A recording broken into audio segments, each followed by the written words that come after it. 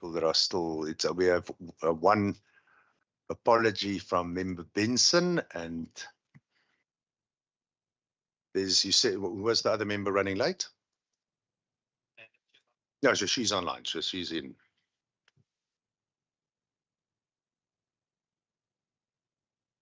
So we have quorum then. Yeah, 4 members. So we have quorum, so we can actually start. Colleagues, so welcome to all the members. There are a couple of stragglers due to the weather and the traffic.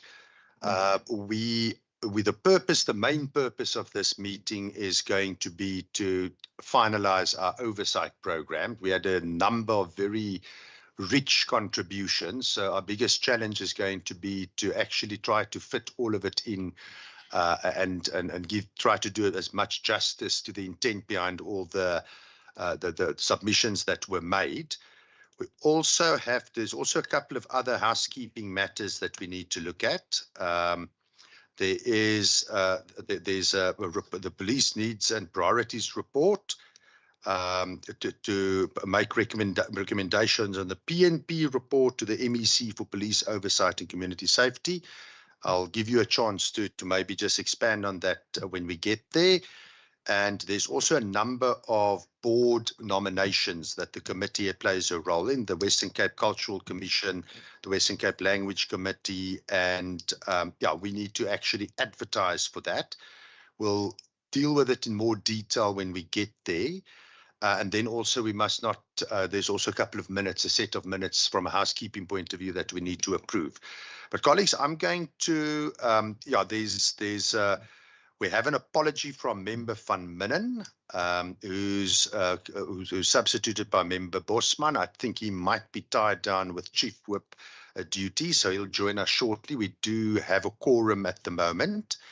Then there is a Member Benson. He's running a bit late. He indicated to me that he will join us shortly. So colleagues, any other apologies or anything else that I need to be aware of there? From my side, yeah. All right, I think we're all a little bit fresh out of traffic. Colleagues, so I just want to check you have this handout, and I know it's been sent out as well, of all the submissions that we've received in terms of oversight. I'm going to ask you to just have a look at it to see whether it covered all the inputs that were made. I'll give a minute or two for that.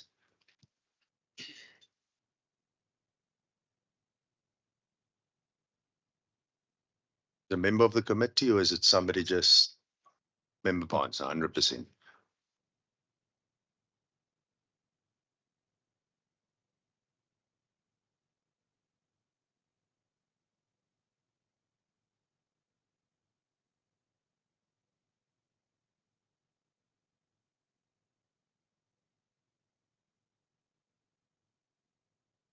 Colleagues, you will notice some of them are physical oversight, so places that we physically need to visit, and then there's content-driven meetings that we want to have. Now, my understanding of that is it might be a suggestion that we do our oversight visits, and then we have content-driven meetings to try to suss out and try to get to the bottom of what we would have seen in our oversight meetings. Or we can do it the other way around, but it would be a good idea to try to combine content-driven meetings with our oversight and make sure that there's a link there.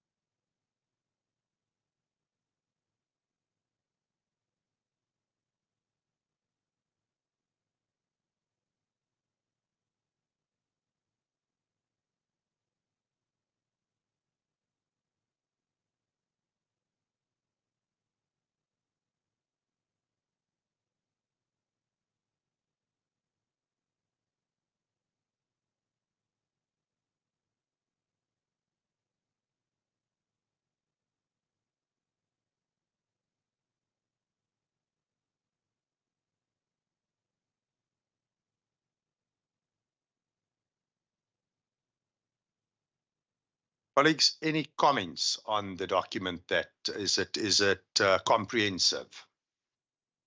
Any comments there? Anything that we've left out? Anything that should be highlighted? Chairperson, I'm happy with the content, and I would also suggest, Chairperson, to follow your cue that we have oversight visits. That would then give us more for content input after what we've experienced on site. Thank you.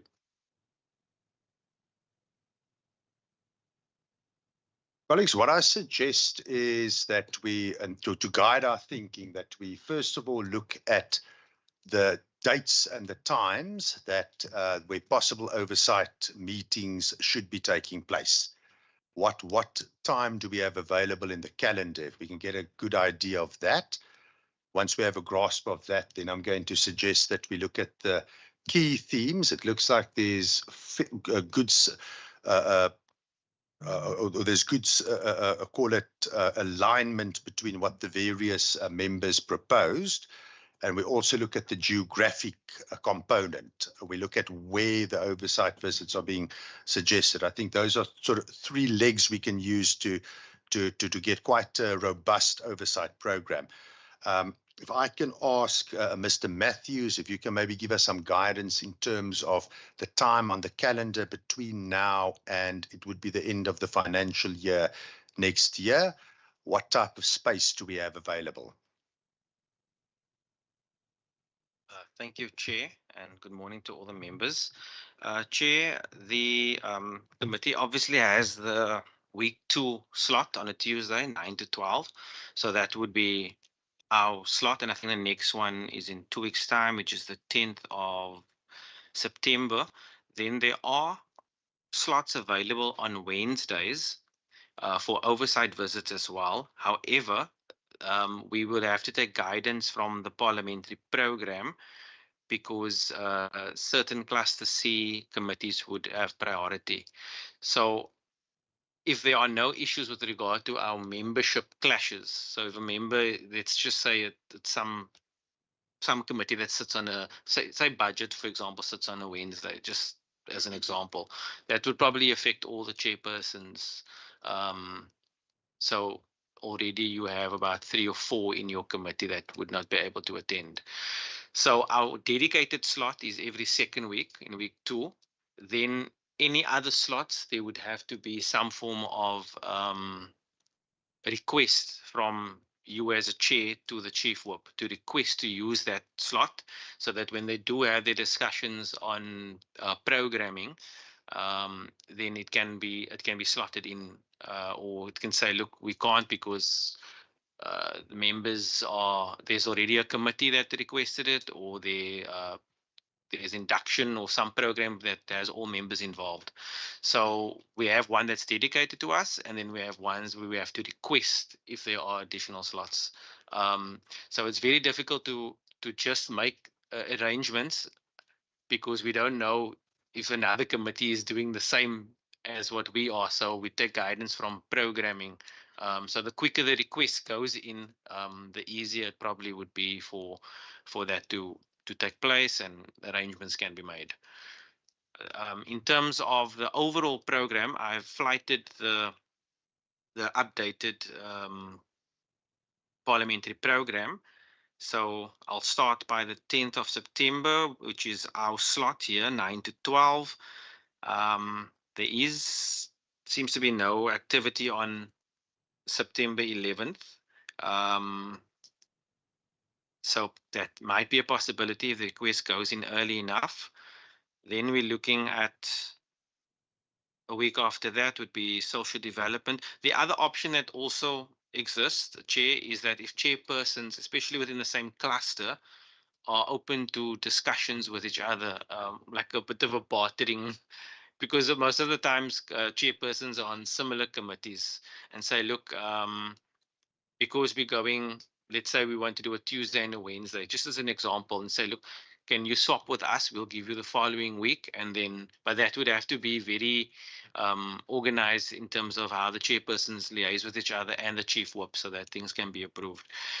So up until the 25th of September, 24th of September, it's Heritage Day. So there we are, I would say, disadvantaged in that we are losing a slot completely. In this week here, it shows some committees have their slots available already, but they don't have items on it. So you could maybe even ask the chairperson if they will be using that slot. I think the afternoon of Friday the 27th is also an additional committee slot, but that is also for maybe ad hoc committees or committees that don't sit that often. We go through to September, and it looks like it's constituency week, but I see social development looks quite busy. Then into annual report, which is the 7th of October. That's the start of annual report, and that goes all the way up until sometime mid-October, end of October. Annual report, we're still busy. 25 October. The thing about annual report is obviously members are potentially sitting every day or every second day with a full committee with its departments and entities. There might be days where there's some gap where maybe cluster A members aren't sitting. Again, that would come down to chair having to look at the program and having to look at your membership and whether it's available for you to, because it's an awkward time. The program isn't in our hands, so to say, because it's dedicated for annual report. So it's a very cramped, very busy. But if the need arises and there's something that's pertinent that members want to get through, there's possibility through consultation to ask, look, I notice our members aren't sitting for the next 3 days. Is it possible to do an oversight visit? But again, it's sort of abnormal timing, but it's not outside of the rules to request a meeting like that. End of year, I think this is the latest program, just goes up until here. But then we go into, after this, we go into adjustment budget, and normally that's normally 1 or 2 days. It's sort of short meetings. It's normally 45 minutes, but I think it's been extended to 90 minutes now. So adjustment appropriation is normally very fast for the members to get through. So maybe within a week, in less than a week, and then there are other dates around there where we go back to the normal week 1, week 2 slots. And then obviously towards, I think, annual report, after adjustments towards December, the members will be sitting in the House for all the votes. Yeah. Right, colleagues, so there we have a breakdown. I take what I read, what I hear is it's incredibly difficult now at this stage we will have to find the time. We will have to engage and find the time. 9 to 12, that committee period is obviously hours. So that gives us 3, if we want to do oversight visits in those times, we have 3 hours to do it within. That boils down to a oversight visit. And then if we have the next, let's say at the next meeting, we have a content-driven meeting, it does cut it a bit thin, in my view. Alternatively, just before I open to the floor here, what's the possibility and the practices around weekends, using weekends for oversight? It obviously there's a constituency time implication there. We all have constituencies we look after, but I just want to explore that as an option. Chairperson, maybe slightly above the pay grade, because that would obviously bring into play staffing hours, contracts, and those things. So from that perspective, I'd rather not comment. I can rather refer, call a friend, put it that way, refer it to the upline. But normally the committee activities would take place during the allocated committee slots. So that would be Tuesday to Friday, with Monday being a constituency day. There has been practice in the past for some form of activity to take place on a Monday, but again, that comes down to agreement because of members have their constituencies and some are very distant from the 7 Whale offices. Yeah, so that brings into an equation a whole other set of factors that I'm not able to respond to. But I'll take that up with my upline. 100%, it puts us in the picture. So colleagues, I've had a bit of a dialogue now with the procedural officer here. Any inputs from the committee? Any thoughts from the committee? Member Boyson? Thank you, Chairperson.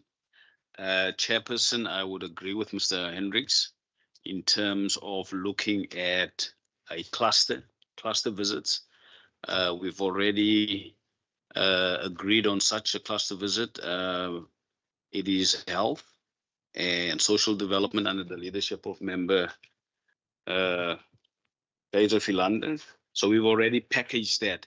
Now I'm just thinking out loud that the best option would be for us to use our 9 to 12 slot, and then probably, Chairperson, for you to have a look at the 1 o'clock to 4 o'clock slot.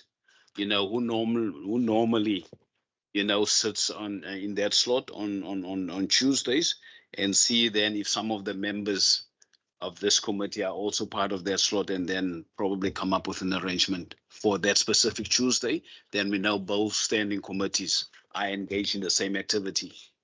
Just a suggestion. Right, colleagues, so what we're dealing with is we use the Tuesday slots and we explore through negotiation with other committees. We explore whether we can use the afternoons on a Tuesday as well. That's what it sounds like, that we're going in that particular direction. And it also looks like we will have to find more time later in the program, which is difficult to establish at this stage. So my suggestion is we're looking at, let's start with the normal committee times, using it for oversight, then we try to extend it into the afternoon. That sounds like the way to go. Colleagues, then I'm going to suggest what, from my read of the documentation here, there is a theme of crime intelligence. That relates to everything from gangsterism, the extortion problems that we're experiencing. Member Kasim, in my mind, it also relates to the drug houses issue that you raised. It's all to me about crime intelligence. I think there's a tendency for us to look at the visible policing side, which is also important, but crime intelligence, and it also speaks to me to different spheres of government, that there's a theme there that I'm picking up in terms of the police oversight. By all means, if you want to come in, if I read it wrong, then you must correct me. And that, to me, also in terms of the oversight meetings, speak to the proposal around the LEAP, the command center there. It speaks to the forensic center. There's a number of oversight visits that we can fit in around the theme of crime intelligence. And I think it's particularly relevant. In fact, Member Benson will get to the pronunciation, but in the meantime, I'm not going to embarrass myself. But it also, if you look at the agreement that today is being signed, which I understand is quite an agreement that still has to be fleshed out. It's an initial agreement. It also relates to that, the spheres of government. So I would suggest we explore as an oversight visit, crime intelligence, link it to the extortion problems that we're having. We have more horrific kidnappings taking place, which also seems to be, there might be a link to organized crime. And if I listen very carefully to a contribution Member Kasim made of drug houses, which is part of probably the distribution network of organized crime, and it links up to crime intelligence as well. So I think that in my mind, there's the visit to the forensic center, the visit to the LEAP command center. It speaks to content engagements as well, and the physical oversights of specific areas that we can work in there as well. So that's my first proposal as from the community safety perspective as a oversight visit. And I'm opening the floor for comment on that. Member Kasim? Chairperson. Chairperson, I think I note the physical oversight and then also the content-driven meetings. I think that like you mentioned, the issue of crime intelligence, and specifically when it comes to extortions and drug related and the gang unit specifically, I think that should have been one of our possibly a physical oversight visit. And then if we're not doing a physical oversight visit there, in terms of the content-driven meetings, I think that, or is it possible maybe that we have a list of questions or reports that we want from these specific departments? Because I noticed that for the past years, well, when we ask questions, they keep saying they're going to email or they're going to do it in written or by email or whatever. So, for example, like the amount of drug houses that was shut down, we still don't have a response with regards to that question that we've been asking since last year. So when we go and do oversight, or if they come to give us a report here, we want all of those details in a report to the committee. So is it possible if we can maybe send that list of questions or the reports that we want before we have that meeting with that specific? No, thank you. Any other comments, colleagues? Okay, so then I propose as a first oversight, crime intelligence. We include oversight to the Plattekloof Forensic Center, the LEAP Command Center. We can see what else one can fit in there, but I also suggest we go then to some of the police stations that's where it's current, where there's a number that's been suggested here. In fact, I mean, we have Bonteheuwel, we have Mitchell's Plain, we have Khayelitsha, we have a number of places there. Colleagues, I would suggest that we look at least 2 of our committee slots to do that oversight. And then also if we can record, and I think it's a good suggestion by a member, Kasim, that we also as a committee, before we do the oversight, we can go through a similar exercise like this. We've asked beforehand what we want to know from the various departments speaking to us. And I would also suggest we try to work in an engagement with national government, and it sounds like there's also a need to engage with the City of Cape Town where relevant. Are we in agreement? Colleagues, will you, Member Philander? Chair, thank you. Just for clarity, are you indicating that our first oversight visit will be to the Plattekloof Forensic establishment? And just where does the police stations fit into that? Okay. I'm in fact getting to that.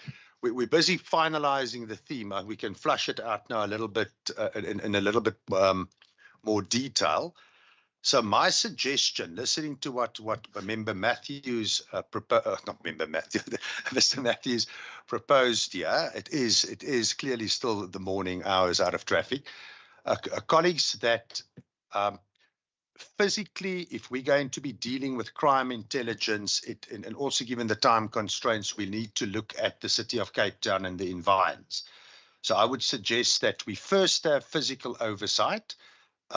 It makes sense to me to go to the Plattekloof Forensic Center, go to the LEAP Command Center, because that's all intelligence gathering. It all gives us an idea of what we do. I would suggest that we spend a morning or even 2 mornings, depending on our time allows, to go and physically visit police stations as well in affected areas. And then we have content-driven, possibly even 2 content-driven meetings in committee. Is that clear enough? Because I'm a little bit in workshop mode, thinking aloud, but does that make sense? Yes, Chairperson. Then I would suggest that, yeah, the mics are.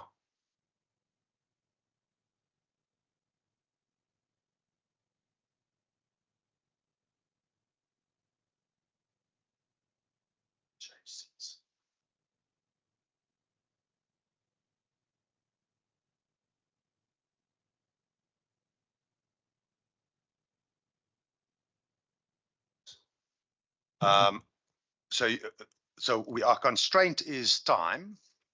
So I would suggest we're looking at 2 mornings for oversight visits from now to the, say, from now till the end of the year, but we will have to do it before the annual reports. So 2 oversight visits. The one I would suggest we spend then on visiting specific centers. Leap Center comes to mind, the Plattekloof Forensic Center comes to mind, and a second one then we spend on visiting police stations. Does that make sense? And then, of course, the comment also of what do we want out of it, that kind of preparation that we need to do before. And I don't think we should just go to these meetings. Certainly from past experience, you arrive there and you don't want to smell the air and then afterwards try to figure out, you have your questions, a kind of a checklist of questions in place beforehand. And then, colleagues, then we follow it up with at least one content-driven oversight meeting. That's then one oversight call it oversight meeting around, or oversight program around crime intelligence. Does that make sense? No, no. I hear you, Chair. Want to establish. Okay, I want to assume that potentially we'll do one oversight a day. We can't go to different sites in one day. Am I right? You know, because according to my experience, when you visit, you just on a briefing, you do spend an hour to 2, right? And also doing the even the walkabouts also also is time consuming. So I think for us to be thorough, we may consider visiting 1 or 2 sites a day, you know, and not more than that. Actually, 1 will be enough for me, because it will be important for the committee have a briefing and a debriefing on the same day, whilst events are still fresh in your mind. So 1 visit a day will suffice and would be in the interest of this committee coming up with tangibles. If all of us, when we leave, we know, okay, we accomplished in part what we wanted to achieve. Thanks, sir. Now, colleagues, I'm a bit worried about the time available, because certainly what I think, maybe I'm speaking for myself, we were a bit ambitious time-wise, but then again, I think if we have what we're trying to achieve, right, we can find time for more visits. So, okay, so the guidance, I just want to put it to the floor as well. There's a proposal, we keep our oversight visits to 1 institution and do it properly rather than jump around from one institution to another. Are we happy with that?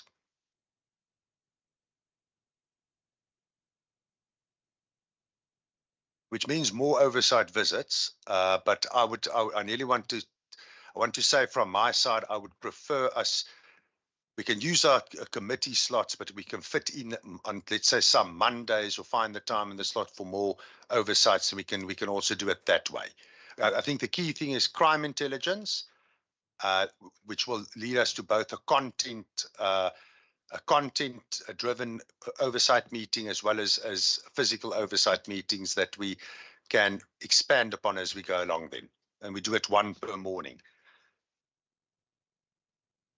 I would suggest then that we visit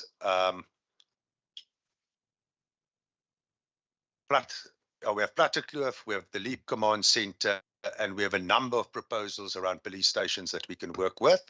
And in terms of content-driven meetings, we have the various entities in the police to engage with.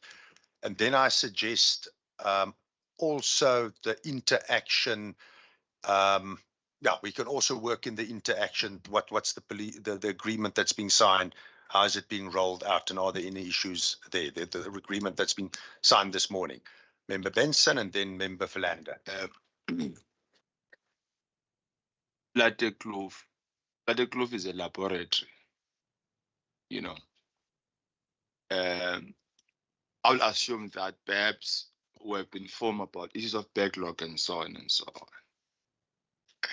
Because you would get better insight on what other issues you should explore after you have met with the police, importantly, the detectives component of the police.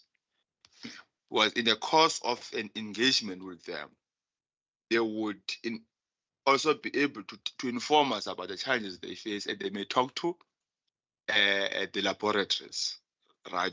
That we're having this pile of documents because many of the evidence or reports are still there. So how I wish that the laboratories, right, are not the first visit, so that when you go to them, at least we've got a ground insight, in respect to challenges.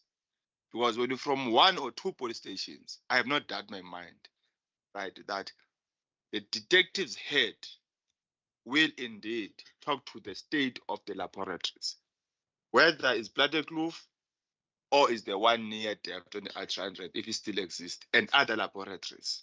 So let's just think about that. I'm not suggesting, but logical, it would make sense if we don't make it a first visit, given its mandate, unless some of you have a sense of what is obtaining in respect to the competence of that. Member Philander? Thank you very much, Chair. Chair, that was going to be my suggestion, that we follow the bottom-up approach. And I think also, as much as I would love to visit all police stations in my constituency with a committee, to eliminate that we just randomly select police stations, that we be informed by the relevant data. And then also, Chair, the province consists outside of the metro, that we also consider the other districts when it comes to those visits. And ultimately, emanating from those visits, we then take the next step to take the committee to the Leap Command Center or to the Plattekloof Forensic Center for that, based on what we gathered on the ground. Thank you, Chair. Which also makes the time allocation easier for the committee, certainly initially, until we have the program the overall program more clearly. This makes sense to me. Colleagues, then I'm open for proposals. So what we have now is we're happy to the crime intelligence a theme that we want to explore. Doesn't preclude us from also looking at other matters if we visit police stations on the ground. And what we also have is we're looking at committee meetings on Tuesday, or the committee times, Tuesdays from 9 till 12, every second Tuesday. And what we have is that we take a bottom-up approach. So it sounds to me like we first visit a couple of police stations, then work our way up to the forensic center, the Leap Command Center. We first do a kind of a straw poll on the ground as to what we hear there. Around the theme specifically of crime intelligence, for which we, according to Member Kassim's proposal, have a couple of committee questions that we send to them beforehand. I think we're making very, very good progress. Member Mr. Matthews, we're nearly having you elected. I thought you had your hand up. Oh no, but also on that, I think the more members get used to what to look out for at police stations, you could then maybe start slotting in 2 police stations per session, per session, per meeting slot. Another option would also be, if you are looking at a particular district, or I don't think they call it clusters anymore, but it used to be called clusters, districts now. You could even have a briefing, whether it's here or virtual, with the district, the stats on the district, or the information on the district. And then once you have that, you can actually just go to 2 or 3 police stations, and I won't say blitz through it, but there's certain things you might not want to look at and certain things that you'd want to look at, The lab in Plattekloof, and I think the Leap base in think it's Bishop Lavis. I think it would be a wise idea to allocate just the attention for that particular slot, because the lab is quite extensive. There's quite a lot of different areas to it, and if you're going to add a briefing to it, it's going to take up a lot of time. Sometimes the briefing is 15-20 minutes. It's a lot of information, and lots of questions come from that, and often we find we're very rushed to get through the actual physical visit, because there are questions by each exhibition or each section of whatever it is that you're visiting. So I also have, I think I have a report on a recent visit to the lab and the LEAP. It actually happened in this year, just before the elections, I think April, May or something like that. So I will forward that to members just to see what the previous committee looked at, and maybe that's a good indication of where to go from, or just to start off completely new. But I agree with the member that the lab, especially, you wouldn't want to rush off somewhere else for that type of visit. It's about context. Member Benson? Given that background, I think reports of the recent visit by the 6th Administration Committees will be important. Be it reports from specialized units or reports from police stations or any side, right? Because they will better inform us. Well, you know, I always make this point, even at the political level, and say, I don't like to go and listen as if it's the first time, even if there were people who were there before me. Now, as this committee was a new committee of the 7th Administration, you can't portray as if there was no committee before us, meaning, of course, there has to be continuities and discontinuities, right? Reports from the previous committee, right, of the 6th Administration, what lessons can we draw from them on their reports, areas which they focused and so on, so that when we approach the ground, right, we bring a new dimension, having drawn lessons, having learned from the report which your committee to share with us. I think that will help a great deal, even Kasim, developing questions or issues to look at. For example, Kasim is saying there are a number of issues which were never responded to. So given that report, we'll be able to craft questions and approach differently. So I appreciate this insight which you are bringing forward. Thanks. I think it will also inform our preparation, the kind of what we want from the visits if we get those reports. So okay, we'll summarize everything there. So colleagues, so I would suggest that we take the approach with crime intelligence. We start off with identifying a couple of police stations. I think we have a number of them already there. We try to find time to have the subsequent follow-up visits to whatever centres are applicable, like the Plattekloof Centre, like LEAP, with the benefit of previous reports.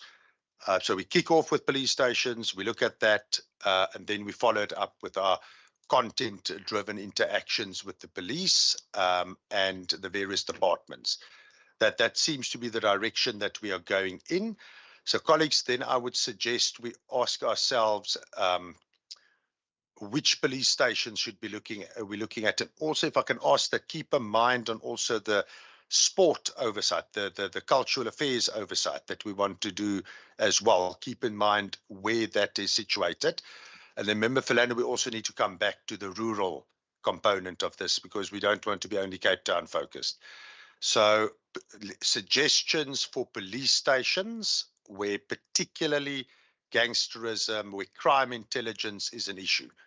Let's look at those there. You can see you are ready to fire, so go ahead. No, you know, are you Finlander or Philander? Philander. Okay. You know, Philander raises something important and say, yes, all of us, we've got our wish list informed by our constituencies. And I would love to, to see the community going to my constituency, and you too, and all of us. Now, even if we do that, can our options be informed by data? That's a point which I think you're making. right, in respect to crime. Be it is murder, rapes, GBV, or what have you. Now, as soon as you elevate to say, given the recent crime stats report, right, theft, crime funding, and so on are hotspots, and then we prioritize them, you know, right? And then we go to the general, meaning based on our wishes, you see. So if we're to have that data, then I will be comfortable, Chair, in respect to prioritizing these areas, and of course ensure that we cover our constituency areas. Member Boyson. Thank you, Chairperson. Chairperson, just for clarity's sake, because of the different facets of the standing committee, we have sport, we have cultural. Are you suggesting, Chairperson, and if you are suggesting, I would support you, if we visit the police station in a specific area, we have to look and see. I hear what Member Ngenj is also saying, that we must take time into account. But if we visit the police station based on the outcomes of the stats that we need to go to Bonteheuwel, we can at the same time see what other component of our standing committee is within Bonteheuwel that also needs some sort of attention or whatever. Then we do the whole of Bonteheuwel, the police aspect, as well as the cultural and sport aspect. Then we know we've dealt with two birds with one stone. Colleagues, there's certainly a picture emerging in my mind. As I said, we're in the brainstorming phase of this. Would it be a good idea to go for the approach we go for the worst police station in terms of crime stats in Cape Town, and we go to the worst police station in terms of crime stats outside of Cape Town? Would that be, I mean, it's a very simple way of, and then what we do there is we also then look at sport facilities. We do a data-driven. The reason these departments, I would assume that these different departments are put under one committee is because it's one is the policing, one is the prevention, one is the community, building healthy communities, one is nearly dealing with an unhealthy community after there's already problems.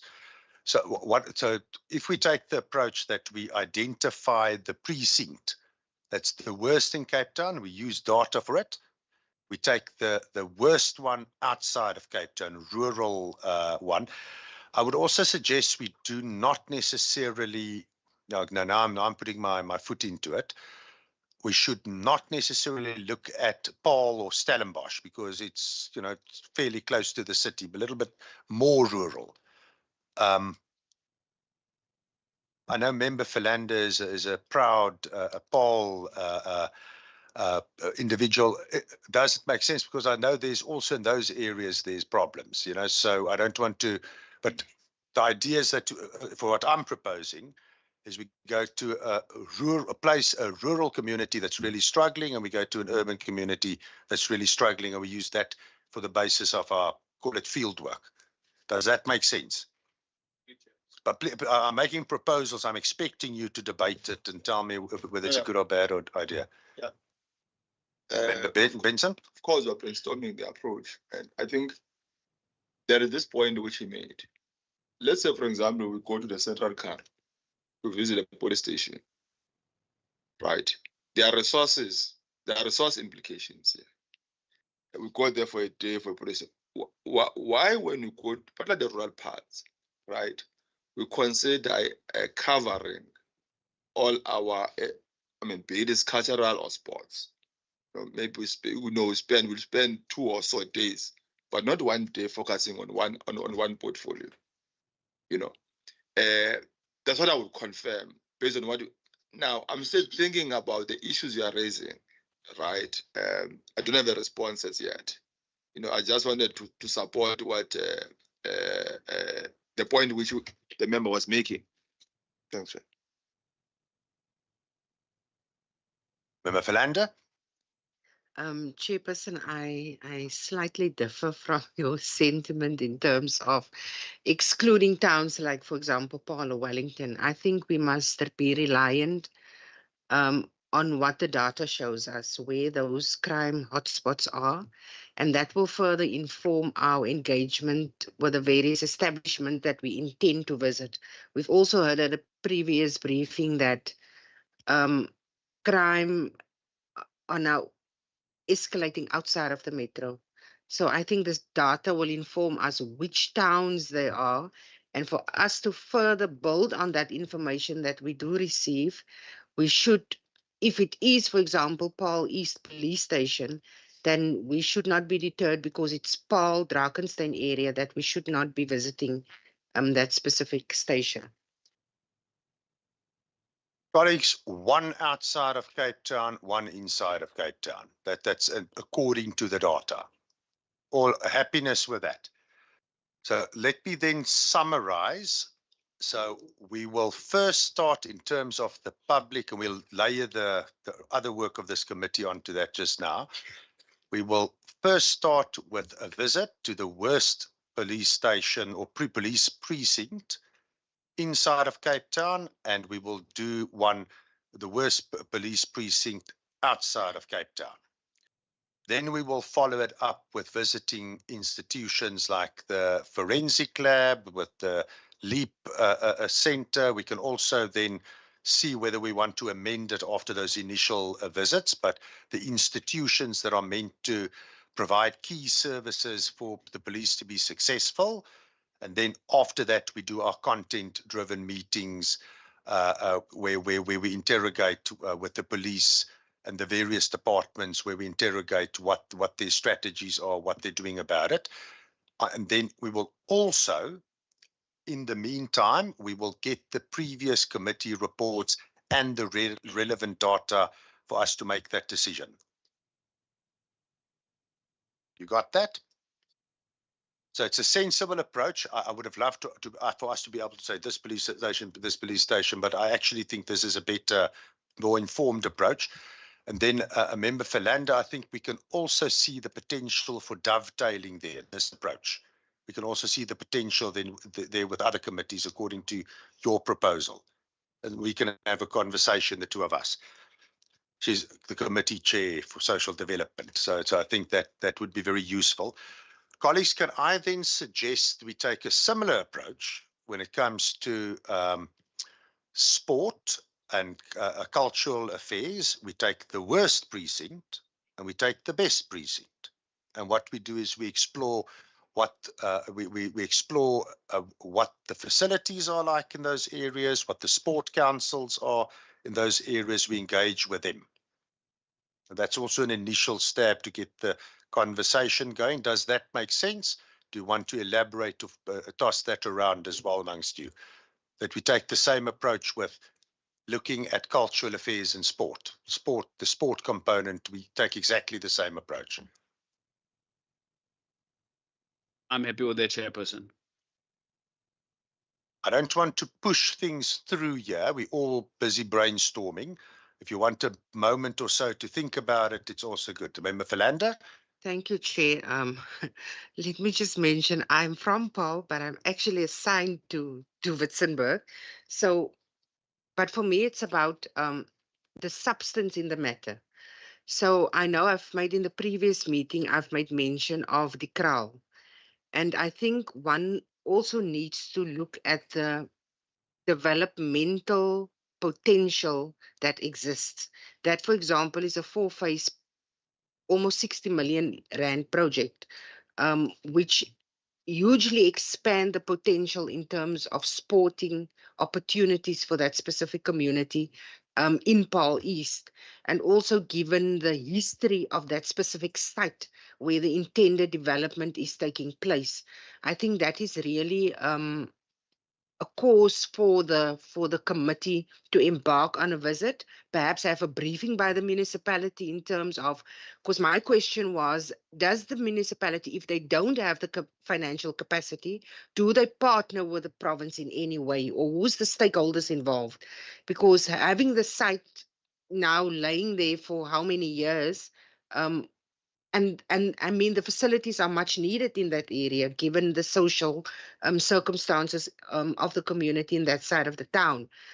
So I would love if we could include, perhaps, given the extent of that development, can include ICRAL, please, Chair, with indulgence of the committee. Colleagues, it actually gave me an idea. Maybe we should take a slightly different approach by looking at sport facilities. Maybe we should look at one very good one, a very good project versus something that is failing. Might be a different way of approaching it. Remember, Philanda, then that would be incorporate a proposal like yours, that you actually look at something that is successful, something that is that there's a program that's already up and running vis-a-vis an area that doesn't have it. Doesn't quite fit your proposal by the sounds of it. Member Boyson, and then we'll go to Member Cassim, and then back to you, Member Philanda. Thank you, Chairperson. Chairperson, your suggestion on cultural affairs and sport has now opened up a new thinking in my mind in terms of, because the same can be applicable with our police oversight as well. In terms of, you suggested, which I agree, a struggling cultural and sport facility versus one that is thriving, and see what is the one not doing that the other one is doing right. That can also be applicable to the crime side of things. But as a kickoff, we go for the worst in the metro and outside of the metro. When we do a comeback, we can then have a look and why is Belleville doing better than the one in Mitchell's Plain? What are the investigators of Belleville doing right, etc., compared to the guys in Philippi? So when we do have the visits, as Member Ngens was saying, because the guys on the ground will tell us the cases are dragging because they do not get the responses back from the lab. So when we go to the lab, we can say that this is the sense on the ground, and the lab will say to us, no. We have sent this, look, this is our time frames, etc. So I think we can do it I like the ideas, but it's going to be up to Mr. Matthews and the other POs on how can we get this right, and the chairpersons of those specific portfolios. But the suggestions make sense to me. The other thing that that keeps on coming up, and Member Kassim, she hammers on it, which is understandable. These drug houses, in my mind, I don't want to visit a drug house, because by visiting a drug house, we're actually endorsing the existence of that drug house. There should be no drug houses. For us to walk into a drug house, for me, it tells me even SEPs and crime intelligence are aware that that's a drug house, but it's still standing. It should not be standing. And coming back to Member Kassim's point, that drug house should be dealt with. We should just get the information to say that there used to be a drug house. It is now a sports center, for instance. Member Kassim? Thank you, Chair. Chair, I'd like to differ on your proposal of doing oversight at a successful project and then looking at one that failed. I think that is my suggestion. We don't have to agree. I'm just giving input. I think that we need to spend our time as a committee going to do oversight on projects, or using that time basically to see where are failures and where we can give input as a committee and what the departments need to do to improve these. So I think spending our time as a committee to go and listen to a project that is already successful is a waste of time, because we can use that time to go and look at projects where the community actually needs input and assistance from the department. Thank you. Member Philanda? Chairperson, I stand with what the majority decide based on what we should do. I think given our time, the time to our disposal up until the end of the year, that might not give us the opportunity to visit stations that are doing best. I think we might even make that correlation based on what is presented to us ultimately. If we are briefed by the worst, we might request or be be informed by the department what is done otherwise at the one station that's not being done at the other station. We might be informed by that, but just for us to be cautious in terms of time, I also think that we should focus on where we can draw our attention to and make a difference within our mandate. Member Boyson? Chairperson, I'm going to be like a coin. You know, when you tossed up, you're going to be head or tail. Chairperson, I fully understand what the previous members have suggested in terms of a best practice, but a best practice also needs encouragement. You know, best practice needs encouragement and the worst needs reprimand so that they can come up to a certain level. Now, I would then suggest, Chairperson, physical site visits, we go to the worst. And those who are performing, we can summons them here and say, guys, well done, tell us how did you do it. We can Zoom it with the station commissioners or whatever, or we call them here, but they also need a tap on the shoulders from us to say, guys, keep it up. So when we go to the next worst, we would then have insight from the guys who are performing at a higher level to say, guys, this is what is happening in that area. You know, so that's my suggestion. Colleagues, I think the key thing is we have limited time. So I think we focus on we look at a rural or it's a place outside of Cape Town where we look at both the sport facilities, the cultural affairs. We can see what else we can graft onto it. It would be good if we can. Yeah, sorry, I'm thinking aloud now, but one would be looking at sport facilities, looking at library facilities, looking at the frequency of participation, looking at school sport in that area, looking at the dropout rate, looking at the usage of the libraries, and looking at the crime aspect of things. In the worst outside of Cape Town and the worst inside of Cape Town. My thinking would be, look, I think it is important to compare best practice. Remember, what I mean with that is, if you have two areas with a similar background and a similar, call it, set of issues, and the one's doing well and the other one's not doing well, it's worth comparing. But we don't have the time for that yet. Let's get through our first cycle of oversight, our first cycle of doing our content-driven oversight meetings. Then we can do a follow-up, maybe even next year.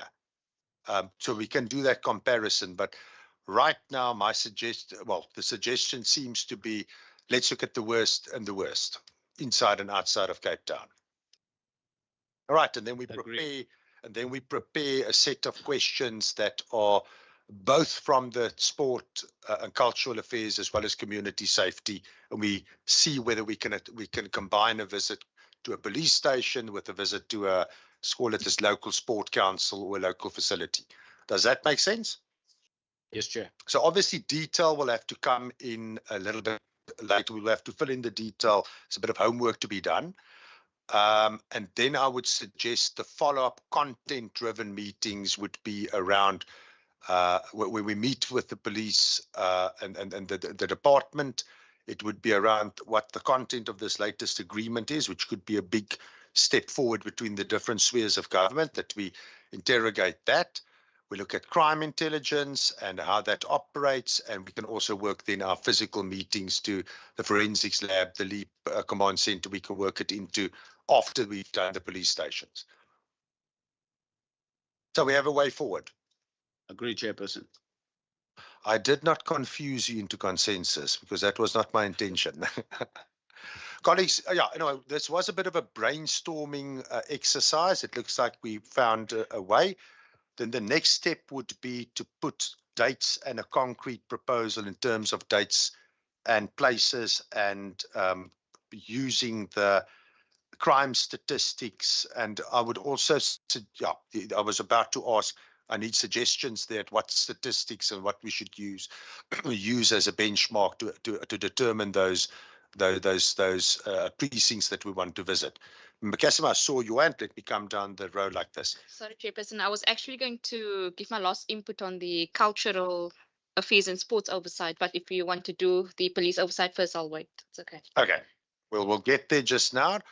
Just in terms of crime statistics, what's it, what is it, the S6 report. I understand there's the police have a report where they assess where gangsterism and gang-related murders are the worst. There's also, I understand, statistics in the health department.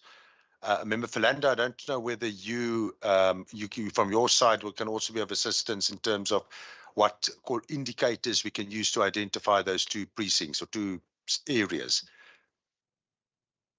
Should we engage committee to committee, or the two of us as committee chairs? Right, and then so we have the precincts identified. And my suggestion is we also then attach the sport component to it. And then our next step would be that we come up with a concrete proposal, I would say, over the next week as to where and when that would be. Everyone happy? Happiness? Yes, Chair. Member Kasim on cultural affairs. Are you still on the previous point? Yeah. No, okay. We are going to visit police stations, specialized units, and so. Then what? Now, I want to suggest that in our planning, there should be somewhere where this should culminate to meeting with higher authorities in these respective departments.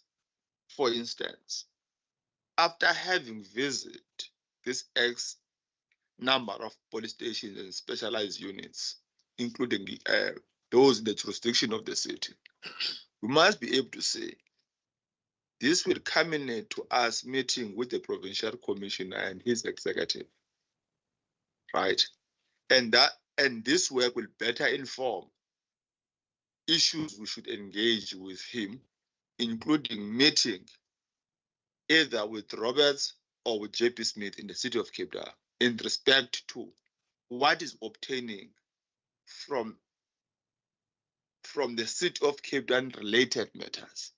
Of course, there is this cooperation agreement currently underway, which may shape things better in a way in respect to even oversight work. So I wanted to establish that we have it in mind, meeting with the provincial commissioner. Shouldn't we have it in mind, meeting with either MMC or the head of Metropolis or law enforcement authorities in the city of Cape Town, in the context of the metro in this instance, and similar exercise in other municipalities. Colleagues, there's a proposal. I think one must just be cognizant of the fact that we must be very careful that we stick within our constitutional mandate, that we don't step into the territory of what should be happening at council. We're not the portfolio committee at council level. Having said that, I think this agreement that's being signed now is a good framework to engage with all three spheres of government, to hear from them what's your perspective on it, what's your perspective on it, and raise our own issues. No difficulty with, but colleagues, let's be careful that we don't, we're not doing oversight over the city. We are doing oversight in terms of how the city interacts with the province. We just need to be very careful that we don't confuse that. Otherwise, we're chasing our tails. Member Boyson, and it's on this topic, and then you'll kick off on the cultural affairs. Member Boyson? Chairperson, I think the matters raised by the committee members, one way or another, it makes sense.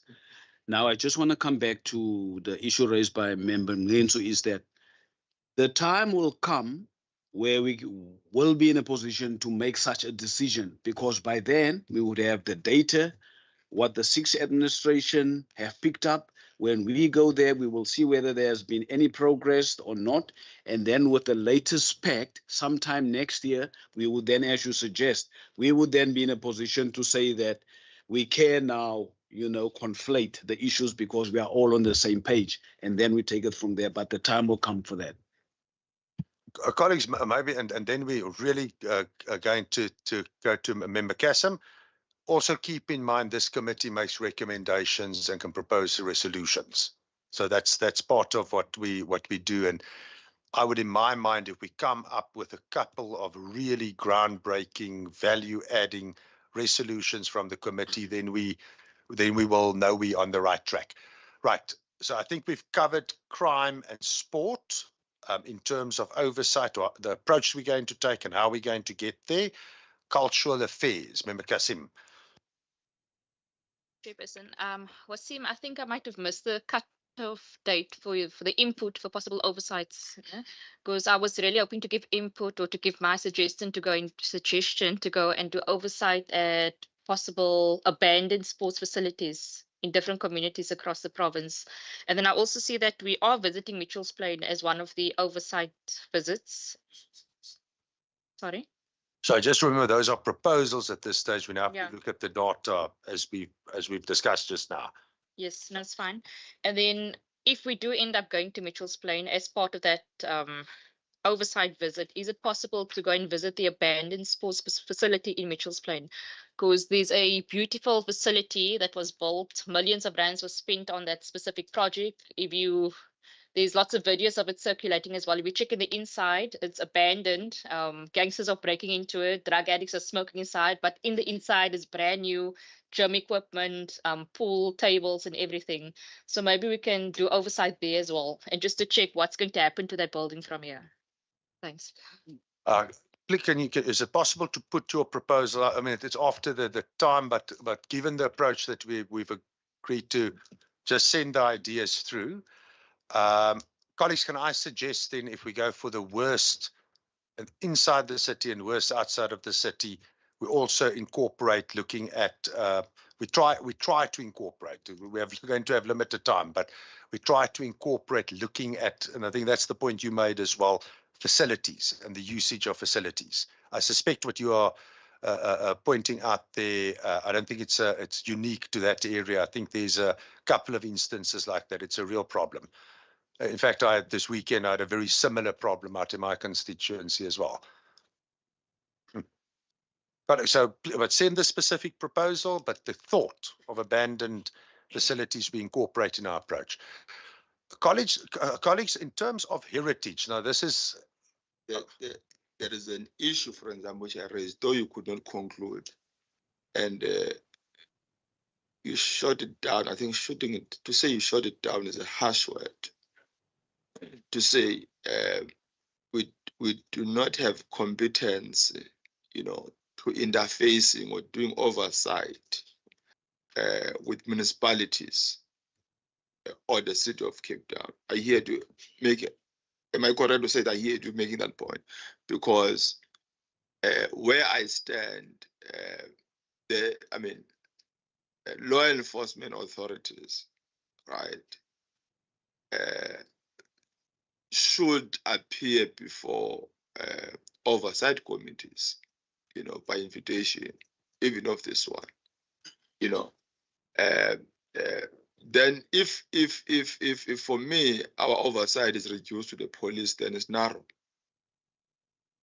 and even with the police limitation. So kindly clarify this aspect and consider maybe getting a legal advice in respect to our oversight competence in the city of Cape Town or municipalities, because otherwise it would not make sense to engage with an organ yet, right? They are in the space of fighting against crime.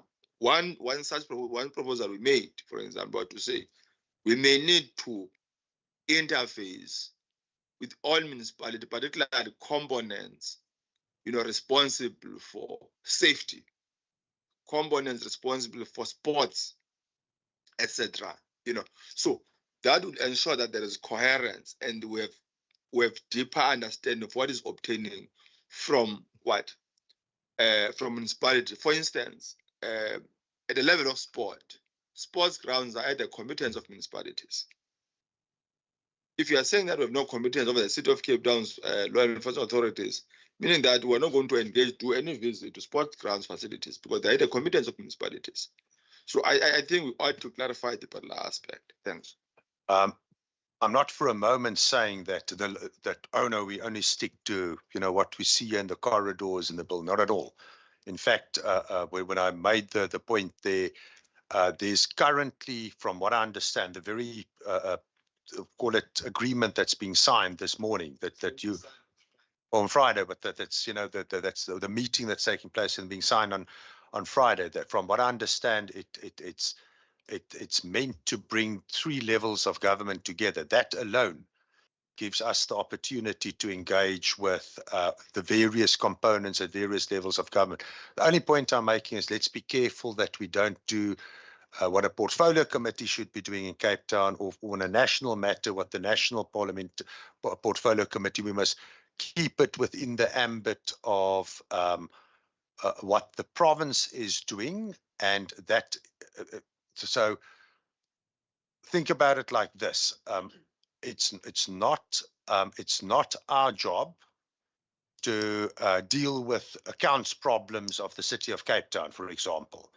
If there is a financial instability issue, say in a particular municipality, and the province as doing oversight over local government, then obviously the fact that what they are doing and what they're doing in terms of the financial stability, what their strategies are, would be our business, but it would not be what account you receive and whether the invoicing is correct. If you know what I'm saying, it's as long as we are within the legal framework of what we're supposed to be doing, I'm fine. I suggest that we consider, so that all of us can be coherent in this and have the same understanding, sought legal advice in respect to the question, as a decision. And in fact, we essentially saying the same thing, but coming from different angles.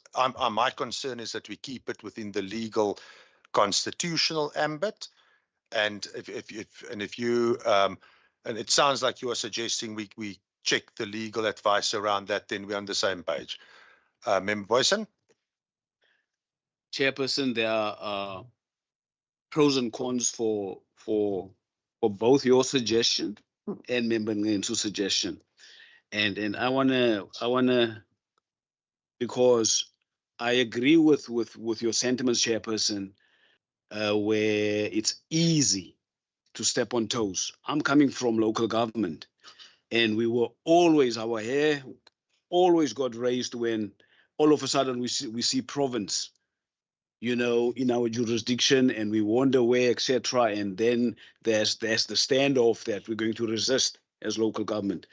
Now, my suggestion then to what Member Ngensu is raising, and I want to come to the legal advice. For me, if we contact the Metro, 9 times out of 10, they will not resist. If we could come to an agreement that JP, can we do 1, 2, and 3 because we're comparing apples with apples, etc. 9 times out of 10, JP is not going to resist. But if JP is going to wake up that all of a sudden we rock up with already legal mandate, whereas you would have agreed anyway. So that would then look like we came with a fighting spirit, that we were expecting resistance. So you're not going to say no to us, Metro. So I would then propose on the proposal of Member Ngensu that when the time comes, we engage the Metro and say, this is what we're planning. They would say yes. If they say no, then legal advice would then open the door to say that really we are now hampering each other. So I don't want us to start with legal advice. Colleagues, I think we are losing ourselves here. I think it was a particular proposal that was made. Let's engage the municipalities. I raised the concern that we must keep it within our constitutional mandate. The one is, it's not 2 opposing views. It's we and I think we actually agreed on a way forward. If there's a dispute, we get legal advice. If there's anything that's unclear, very simple. Colleagues, and I also don't want to put words into any member's mouth here. The way I understand the proposal is, we know the police are doing X, Y, and Z, and we know that the city is doing X, Y, and Z, and we know the province is doing X, Y, and Z. I would like to hear how it all fits together. I would like to hear what the concerns of the city of Cape Town, in terms of the support they need. I would like to hear what the province, what their issues are. I would like to hear what the national issues are. So I don't think it's about conflict or worrying about stepping on the toes. It's about doing it properly. and I think we actually found a way forward there. So if there's a concern, we always just pull in a legal opinion. Nobody's stopping anyone from raising issues. It's more about making sure that we raise the issues correctly in a manner that it can actually be resolved. So, colleagues, on that note, are we happy that we have a way forward with the oversight going forward? I think, sir, we do agree, because the rationale was precisely because there are things we're going to get in the course of our visit. For instance, what do you call that? LIP officers. LIP officers are the competence of the metro. Now, what are we going to do with matters arising out of our visit? Definitely, we may need to interface with the city of Cape Town, right? It is in that context that a proposal was made. Similarly, with the South African Police Services, issues which we are going to gather in the course of our oversight work, right? They will lead us engaging with the Provincial Commissioner, right? So it was on those basis that I made these proposals, that at the back of our mind, there has to be a consideration of a meeting with the provincial authorities in the South African Police Service, as well as authorities in the city of Cape Town in these related institutions or entities. Thank you very much. So, colleagues, I think we're on the same page. And look, there might be differences on the detail. We have a way to deal with it. When in doubt, we make sure that we stick within the law. But colleagues, just in that same vein, you will notice one of the proposals here is to visit the LEAP Command and Control Center. You know, that's one of the proposals that was made. It's in exactly the same vein. We need to look at what happens at different levels, and we need to see how it fits together and whether there's alignment and where we as a committee can be of assistance in applying our minds. So I think we've exhausted that point. Colleagues, are we happy with the approach? Is it clear enough with you? I think there's a bit of homework for you and me to do. So we have an approach in terms of how we're going to visit. Just for the purposes, maybe to move slightly out of the brainstorming mode, let me formulate it then as a decision. And a decision is one, that we will look at using objective empirical data. We will visit one police precinct in the city of Cape Town, or one police precinct outside of the city of Cape Town, that are both the worst in terms of empirical data. Number two, that we will try to graft, or maybe you shouldn't say try, we will graft onto that interaction with the local sport, library, and cultural facilities in the area to assess that in tandem with those visits to those police stations. That we will try to fit that into the existing committee slots. And if that proves to be insufficient, that we will try to find extra time for that. That we will follow up those physical oversight visits with content-driven engagements with the province, the municipalities, and with the national government. So all levels of government. If there's a doubt about our competency as a committee, then we'll get legal advice.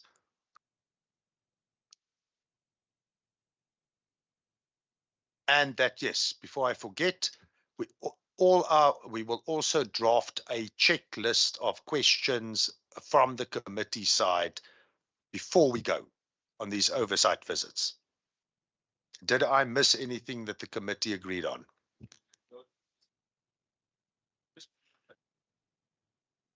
Thank you, Chair. Chair, in my view, legal advice seems so drastic. I mean, we have a very capable procedural officer which can provide the committee with procedural advice accordingly. If there's something outside of his scope, I'm sure Mr. Matthews will advise us in terms of when and how we seek legal advice, but I don't think we should record or register as the committee will immediately proceed to legal advice. Let's depend on our procedural advice. If it's outside of the scope of Mr. Matthews, we then resort to the legal advisors of WCPP. Yeah, so let's note that as well. I think we all agree that it's only if there's an extreme difference of opinion. I don't think it's an actuality there yet. Benson. Yeah, thanks. I agree with you, Chair. In the event, that's how the statement was made. In the event.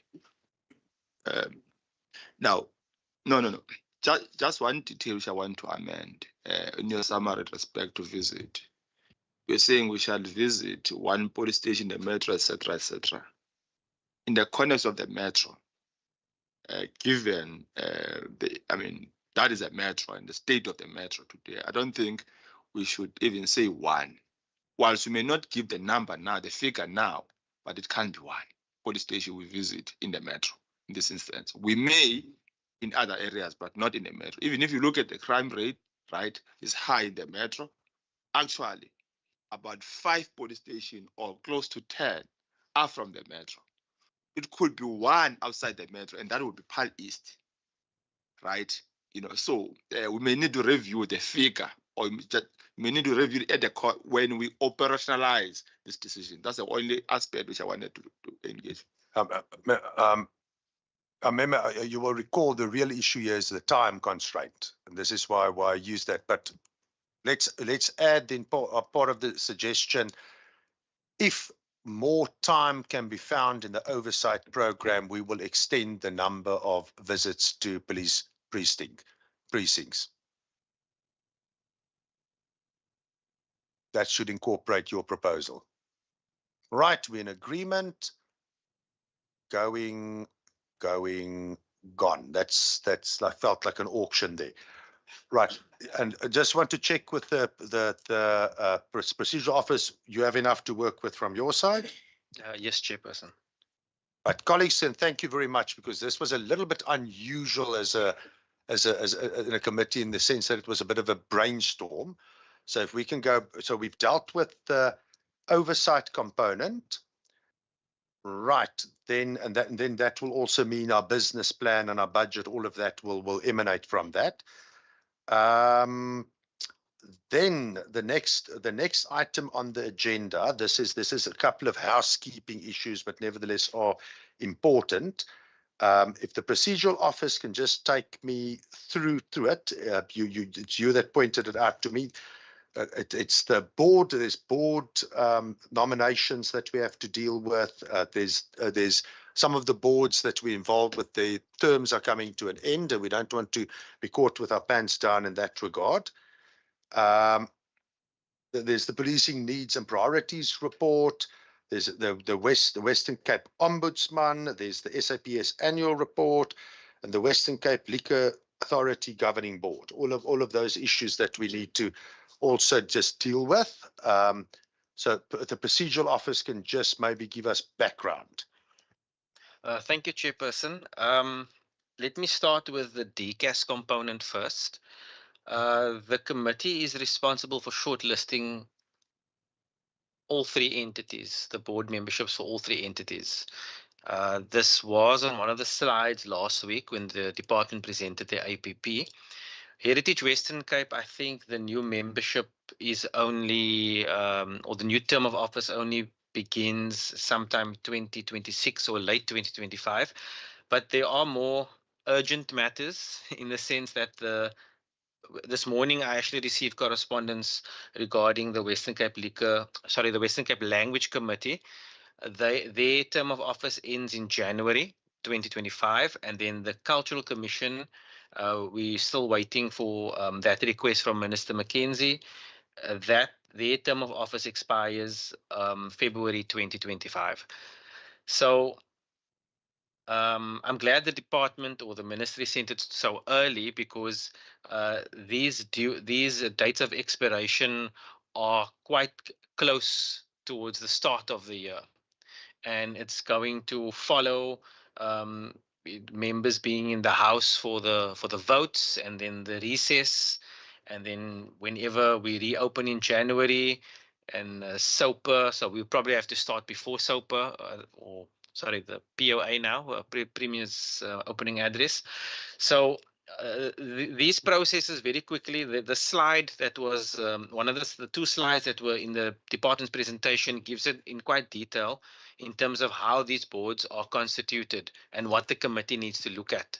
So for these two entities, the Language Committee and the Cultural Commission, we receive a request from the Minister's Office for a call for nominations. So basically that entire process is with us. The entire process with us, so the committee must then resolve to how are we going to initiate the call for nominations. Would it be print, like print newspaper, bearing in mind that ideally you'd want to go into different districts and different areas. There are also cost matters involved. How often you want to, or how many times you want the advertisement to run if you do decide on print media. Are you using other forms of media? I think we do have a social media policy as well that we can I'll track down so that members can have a look at. So the committee must then basically decide how they want to go about calling for these nominations. Ideally, you'd want to do it in all three provincial languages, just to obviously be fair about it. Then the legislation does not dictate how we must do things. It doesn't. It just says that committee is responsible for the call for nominations, and the committee is responsible for submitting a short list to the minister. Right. So each of these entities, the one I think is the maximum amount is 20, and the maximum amount of nominations you can push forward is 20. And for each board, the one is 14, the other one's 11, and that is a fully capacitated board. So because this is a new board, you'd have to get the full new membership, right? Some persons might be nominated again, right? There might be current board members, and there are restrictions on that, how many terms you can follow consecutively. I would advise the committee that in the event, maybe we can actually ask for this information before the time, to request from the entities or or through the department, give us a list or some form of mechanism to identify the performance of the current board members who perhaps because if they are nominated again, it's no use. For example, we see Matthews, he's applying again. He was a member for the last 4 years. Let's put him on again. But I could easily have been a very problematic person on the language committee. Not that I would be, but I could easily be. And how it's judged, whether it's attendance or input, whatever, that we can call the department in again for a bit more detail. Also, who can and cannot, who is and is not allowed to apply, maybe like a counselor, for example, or and so on and so on. So the urgent matter, or I say urgent because of, it might not look like it now, but it's a very tight schedule, not too far ahead of us, is for the committee to decide. I'm going to speak to both entities because we're going to get the request pretty soon for Cultural Commission. So it's the same process that we will follow. So once we set the advertising, let's say we do print advertising. I know the temptation is also to go on the radio. Obviously, radio advertisements are quite expensive, but members' voices are, you can also as a committee promote the call for nominations in your own capacity as well. We put it on the website, the department puts it on their website and social media platforms and so on. So once we set out the advertisement, I will get all the nominations. Let's say I sit with 40 nominations or 30 nominations. The committee must then sit with all those forms, and that is where the process is not defined. Are you going to interview everybody? Are you going to interview a few people? Are you going to interview at all? Are you just going to look at the CVs or at the nominations and then take it from there? Like I said, it's not prescribed that I'm just using interview as a form of assessment, or whether you just sit with the actual document and go through it and decide, okay, this one's qualified, that one's qualified, and then we use the criteria that the report that is set out in terms of geographic, age, does the person live in the Western Cape, are you catering for this language group and that language group? So those things the committee can iron out even with more consultation with the department. But you will need to get to a point where you decide. Fortunately, time is sort of on our side. Decide how you're going to go about this process. The only thing as legislated is that the process is with the committee, and that the committee is responsible for sending a shortlist to the minister, and then the minister appoints from that list. So if it's 14 persons, I would recommend as far as possible, send 16, send 18, send 20, if applicable. Because you would want the minister to capacitate the entity to its fullest. Whether or not the minister decides to do it, I think the committee, because what might happen is if there are vacancies, that process comes back to us, then we have to potentially go through more cost of advertising and whatever. But if you give a list and say, look, just as an example, this is our top 14, and we've given you 6 additional in the event that someone falls away or someone's not suitable or someone decides they don't want this anymore. And then whenever there's a vacancy, you choose from that list. If that list becomes exhausted, then you can come back to us. But that's just more technical things down the line. The bottom line is that the process is now with the committee for one of the entities. Committee must decide how they're going to go forward, how they're going to determine the call for nominations, and how they will assess or shortlist. Like I said, the process is not defined. If you take the nominations and you throw it up and you say the ones on this side and the ones on that side, I hope you don't, but it's not defined how we have to do the process. It's just that the process sits with us. That's for those 2 entities. Then I have had a request from the police ombudsman's office that they would also want to present to the committee. I think they do submit quarterly reports as well. So that I can always forward once I send it. But I think they actually do want to also engage with the committee. This ombudsman, I think his term ends 26. I think it's 2026. So that process, the committee normally gets a recommendation from the Premier's office to say Mr. or Miss so-and-so is the preferred candidate for the ombudsman, and then the committee goes ahead and you either agree or you disagree, right? Or you approve the appointment. That happens once, I think, every 5 years. Let's begin a correction. It's non-renewable, but also depending if there are vacancies, because it's happened before. In fact, one of the previous ombudsmen is now, the last time I saw him he was coordinating the lead base in Bishop Lavis. So yeah, then the liquor authority, again, that also comes down to vacancies, but also when that term of office ends. There we don't advertise. We get a long list from the Department of Police Oversight, and then from there the committee again defines its own shortlisting process and submit a list to the minister.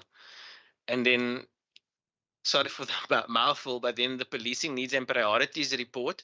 I note the department it seems to be available earlier each year. This report obviously encapsulates all the department's engagements with SAPS, with Metro, with policing structures in the different municipalities, neighborhood watches, CPFs, or any other policing structures there are in those communities, to draw up the safety plans. So it might even give more meat to the committee's decision on where you want to go and do oversight. And this report comes to the committee. The committee is responsible then to extend the invitation to the SAPS and the head of municipal policing in the Metro to comment on it, be it written or verbally or both. If they want to come here, sometimes they're not able to. And then based on their input, because their input is the report includes the engagements with them, so they also need to sort of verify in a way that this is exactly what our engagements were about, and the department has written a report that is that we also approve of. From there, the committee then takes in whatever responses or comments there are from SAPS and the Metro, and then makes final recommendations to the Minister Marie, and her office then takes it up to the national structures. There is an allowance for members to even have some form of public hearings on the actual reports because it's on different districts.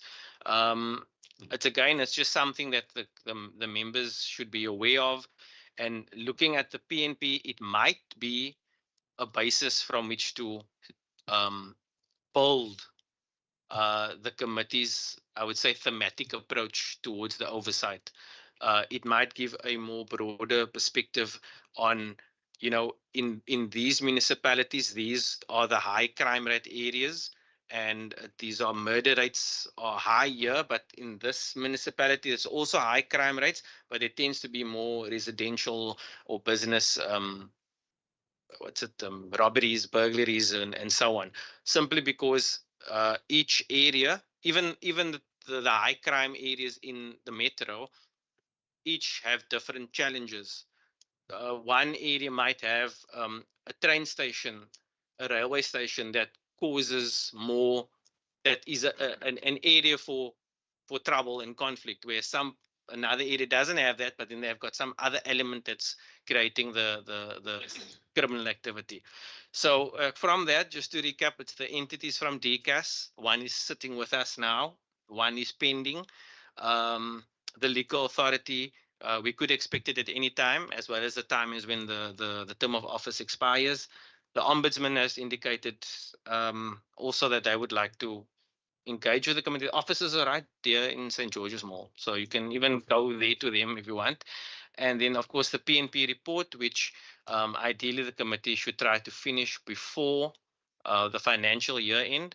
And I think the earlier we get it, the better. Another one, sorry, Chairperson, to take up so much time.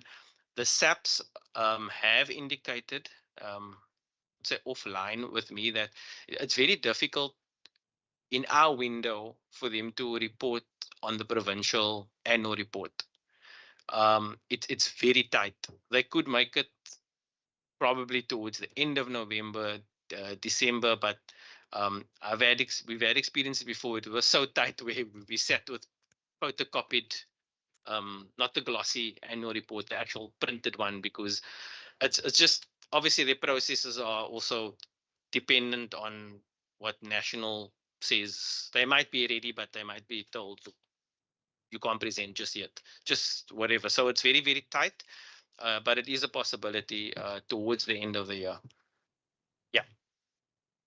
Right, that was a bit of a mouthful. You must remember you're dealing with politicians. We have short attention spans. I think that what's immediately in front of us, the rest, I think, are issues of when to slot it in on the agenda. I think most of that was giving us the heads up. Don't think because it's now this is now August, that there's a lot of time. That's essentially what I picked up there. What's immediately in front of us that we need to deal with? I would say the Western Cape Language Committee, because we got the correspondence today. The Cultural Commission will be very soon.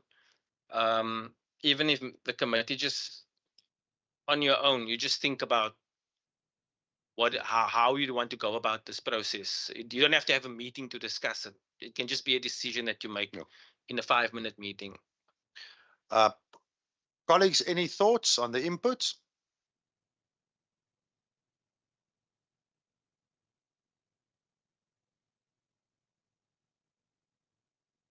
Though his input was, presentation was longish in a way. Right? No, though his input or presentation was longish in a way. But the matters require our attention, and such matters are at a level of process. he says, it is clear, or it's maybe it's discretionary, that you decide whether you're going to go for interviews or you'll be satisfied with what will be presented before you, right? What has been the practice? To what extent has the practice helped the related entities in this instance? That will help a great deal to determining the way forward.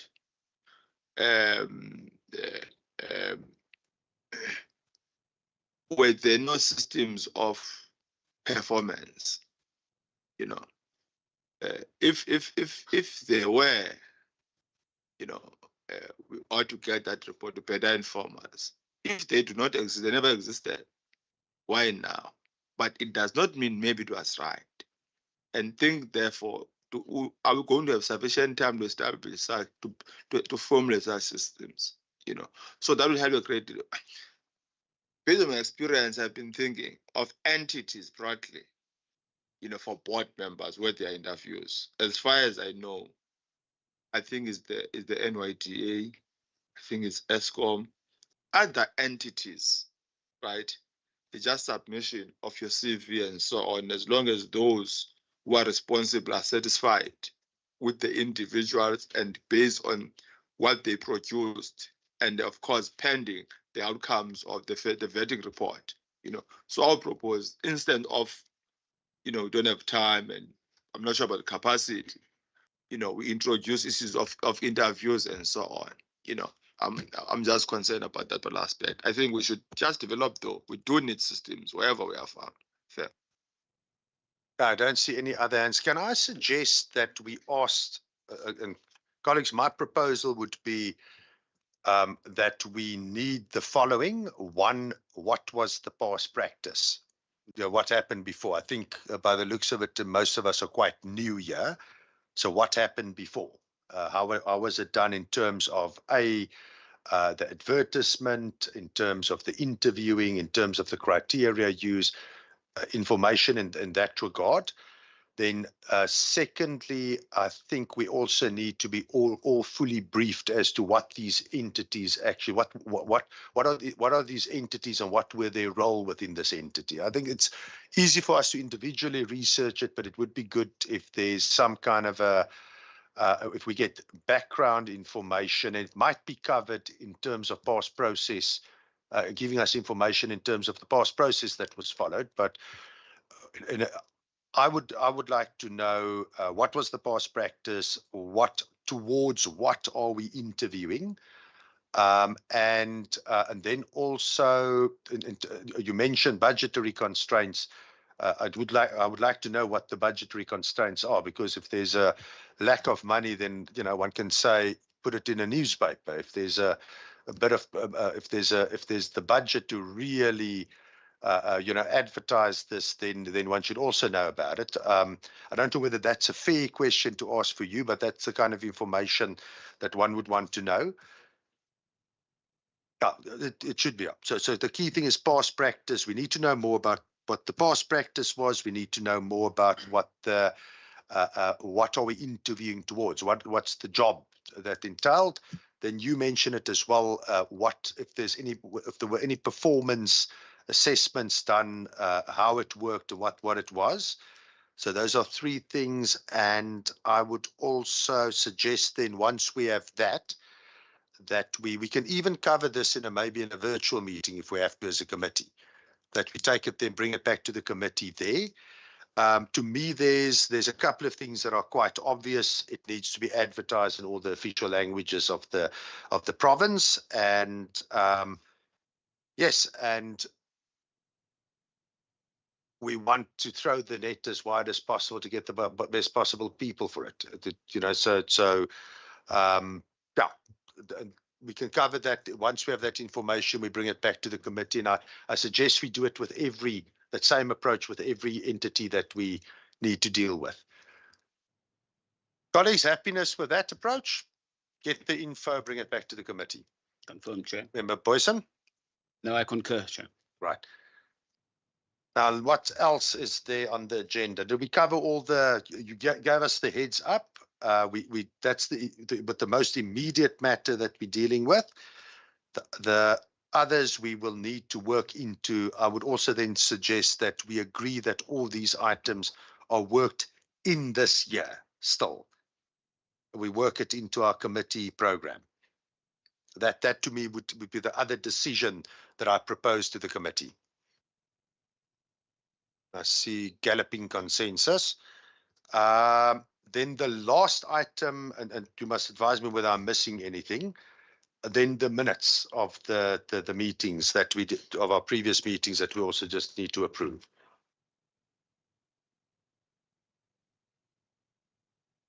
Colleagues, I don't recall us having any particularly controversial matters there. I'm personally happy if it's flighted here. Anyone have an objection? Yeah. We there was that part where we agreed to eradicate Marxism and socialism. Oh. Now he wants it printed out. That's the way I get your attention. Which we will debate over coffee just now. There's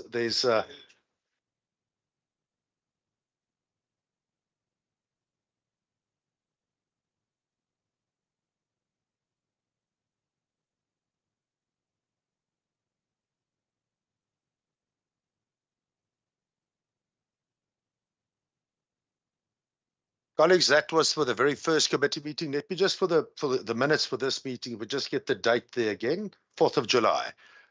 So colleagues, those are the minutes for the 4th of July. Can I have a proposer for the minutes? I so propose, Chairperson. Okay, so Member Boyson proposes and Member Philander seconds.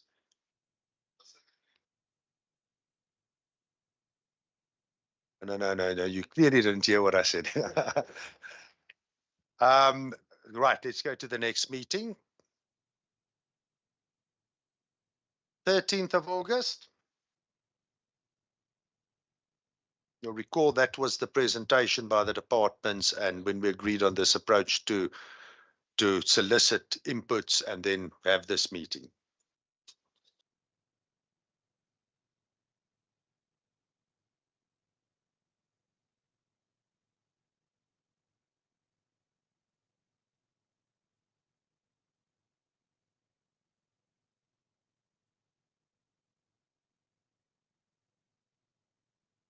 Okay.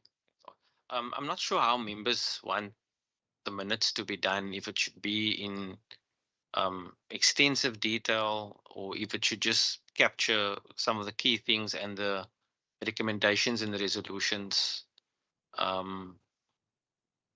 My proposal would be that we do it the key points, the key action steps. We want to know what we agreed to, what action should be taken. And if there is in the meeting a desire to have things more closely minuted, then let's raise it in the meeting. But I'm happy that we take the key action step. I can just imagine how difficult it would have been this morning's brainstorming session to take minutes for that. That's why I summarized right at the end what the decision was, because sometimes it's a brainstorming format, and I don't think that's what the recordings are for. So it's the key action steps that we need to take. Colleagues, can I have a proposer for this particular set of minutes?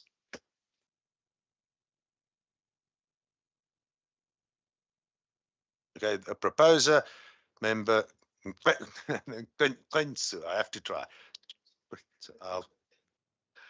He does that to embarrass me.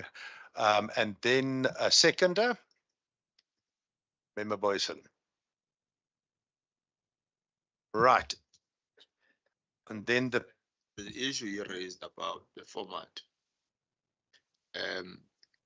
Just share these minutes and we look at and maybe consider that after we have read, but having scanned them through, how they are captured, it's quite promising, because it appears that you captured the essence and major decisions, than the entire conversation of a meeting. So I think I'm fine with that. But share them with us and we'll take it from there. I think then the next meeting we may say no, we're comfortable with the format. Thanks. So colleagues, so then it's sent before the meetings with all the other documentations for us to Yes, I normally do, but that fell behind with the admin this week. Yeah, well, look, also to be honest, look, it was initial meetings. I don't think, to me, it's not a crisis, but I think going forward, obviously the meetings are going to resolutions, and the exact decisions are going to be important. The colleagues, under resolutions, as we went through the meeting, we did record our agreement and the decisions there. You got that? I saw you got that. Anything else that we are missing in the committee? Anything else we need to do? That's it. Then I invite, then colleagues, with those words, I conclude the meeting, and we're going to be debating the relative merits of capitalism and socialism over coffee.